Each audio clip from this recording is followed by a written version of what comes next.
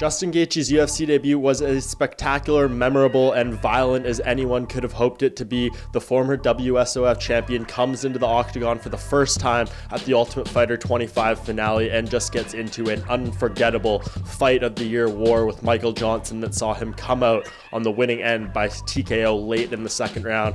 What can you say about Gaethje? He came into this fight and delivered everything he promised, went toe-to-toe with Johnson, was hurt very badly on the verge of being finished multiple times despite what he says, came back and finished the job on Johnson. Just a memorable performance from Gaethje. I don't know what more you can say. This guy goes in there and he delivers every single time. He did it again here, and just a huge win that puts him on the radar right away in the UFC lightweight division. Justin Gaethje is now 18-0 in MMA competition, a spectacular record. You don't see that too often, and he wants to keep this thing going. The first words in his post-fight interview were, "Who's next?" He wants to keep the ball rolling. He wants more big fights, and pretty much right after this fight ended, he caught the attention of UFC lightweight champion Conor McGregor, who commented about how he thought it was a great fight on social media. Tony Ferguson was out there tweeting about him, and just a vast display of other lightweights out there. Justin Gaethje could fight any of them, and it would be an absolutely incredible, can't miss fight. And who will he fight next, though, is the big question. There's lots of possible options out there.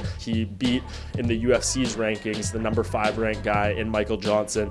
Not too many options to go up from there. There's the likes of McGregor, Nurmagomedov, Ferguson, etc.